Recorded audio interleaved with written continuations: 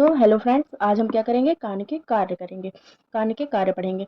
मनुष्य के कान दो कार्य करते हैं निम्न में, जैसे कि सुनना और संतुलन। जैसे अपन ने फर्स्ट में देखा था क्या क्या काम होते हैं इसके, सुनना और संतुलन करना। तो सुनना, मनुष्य के कान सुनने का कार्य करते हैं, ये तो हम सबको पता है, लेकिन संतुलन का हमको नहीं पता था। पता था? नहीं पता था संतुलन का, लेकिन आज हमको संतुलन के बारे में भी पता चलेगा कि कैसे हमारा कान जो है वो हमारे बॉडी को बैलेंस करता है। तो मनुष्य के कान सुनने का कार्य करते हैं। सुनने का कार्य मुख्य रूप से इंटरनल ईयर के द्वारा किया जाता है। ध्वनि की तरंगें जो ध्वनि की जो तरंगें होती हैं वो क्या करती हैं? चारों तरफ की वायु में पैदा होती हैं। ऑडिटरी कैनाल फर्स्ट में अपन देखे थे इस एक्सटर्नल ईयर में। तो ऑडिटरी कैनाल से होकर टिम्पैनिक मेम्ब्रेन से टकराती हुई इसे टकरा कर इसे कंपित कर देती है। क्या कर देती है? उसमें कंपन पैदा कर देती है। कंपन पैदा कर देती है। फिर यह कंपन मेलियस इनकस तथा स्टेप्स अस्थियों द्वारा फेनिस्ट्रा ओवेलिया की झिल्ली को पहुंचा दिया जाता है। मेलियस इनकस स्टेप्स क्या है? ये बोन्स हैं जिसके द्वारा क्या करते हैं, हम ये जब कंपन करती है तो कंपन के द्वारा ये आवाज जो होती है, जो हमें सुनाई देती है, वो कहाँ तक पहुंचा दी जाती है? फेनिस्ट्रा ओवेलिया की झिल्ली तक पहुंचा दी जाती है, जहां से ये कंपन स्कैला वेस्टिबुलाई में भरे पेरिलिम्फ द्रव में पहुंचता है। इसी प्रकार कुछ कंपन फेनिस्ट्रा रोडेंटा द्वारा स्कैला टिम्पेनाई में पेरिलिम्फ से पहुंचता है। इन दोनों नलियों में द्रव में होने वाले कंपनों के कारण रीजनस तथा वैसिलस मेम्ब्रेन के साथ, ये जो क्या होता है जब कंपन होता है, तो ये रीजनस और वैसिलस मेम्ब्रेन के साथ मिलकर क्या करते हैं? स्कैला मीडिया का एंडोलिम्फ भी कंपित होने लगता है। स्कैला मीडिया का एंडोलिम्फ कंपित होने लगता है, जिसके कारण क्या होता है? करटाई अंग की संवेदी कोशिकाओं के रोम बार बार टेक्टोरियल झिल्ली को छूने लगते हैं, जिससे ध्वनि का एक आवेग बनता है, जो करटाई अंग की संवेदी तंत्रिकाओं की शाखाओं द्वारा श्रवण तंत्रिका को, मतलब कि ऑडिटरी कैनाल को पहुंचा दिया जाता है, जो इस उद्दीपन को मस्तिष्क में पहुंचा देते हैं और जंतुओं को आवाज का अनुभव होता है। देखो क्या होता है कि जब तक हमारे मस्तिष्क में कोई चीज नहीं आएगी, तब तक उधर से ऑर्डर नहीं आएगा, तब तक हम वर्क नहीं कर पाएंगे। ठीक है, ये क्रिया इतनी जल्दी होती है, इतनी जल्दी कि हमको पता भी नहीं चलता है। हम सुन रहे हैं, हम तुरंत बोल रहे हैं, हमको तुरंत सुनाई दे रहा है, लेकिन उसकी ये प्रोसेस होती है। ये जो अपन ने अब पढ़ा, ये कितनी, अब देखो कितनी लंबी प्रोसेस है, होती है ना। पहले क्या होता है कि कान में ध्वनि की तरंगें टकराती हैं, फिर ध्वनि में कंपन होता है, फिर वो कहाँ जाती हैं? स्कैला वेस्टिबुलाई में जाती हैं, फिर उसके पेरिलिम्फ में कंपन होता है, कुछ फेनिस्टा रोडेंटा में जाती हैं, तो फिर पेरिलिम्फ में फिर कहाँ जाते हैं?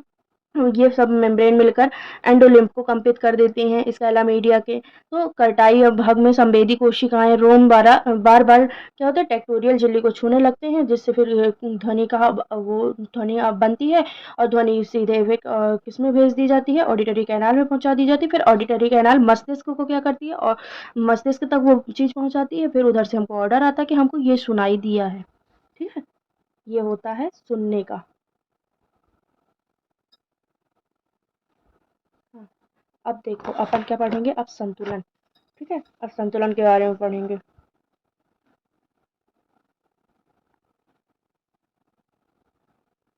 शरीर को संतुलित रखने का कार्य एम्पुला सैकुलस तथा यूट्रिकुलस में उपस्थित श्रवणकूटों द्वारा किया जाता है।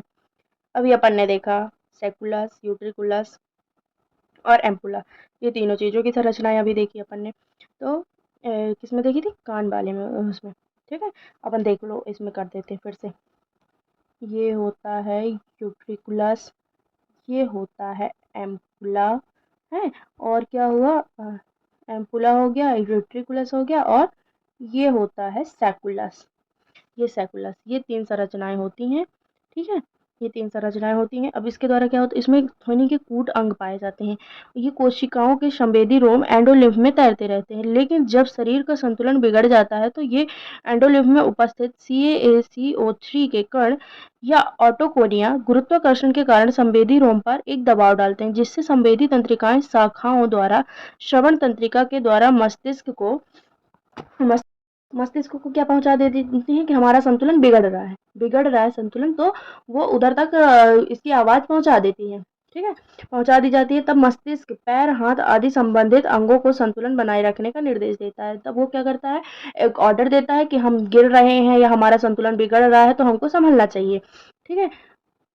फलतः शरीर मतलब कि बाद में शरीर संतुलित कर लिया जाता है और ऑटोफोनिया पुनः अपनी पुरानी स्थिति में लौट आते हैं। इस तरह क्या करता है, हमारा ईयर जो होता है वो हमारी बॉडी को बैलेंस करता है।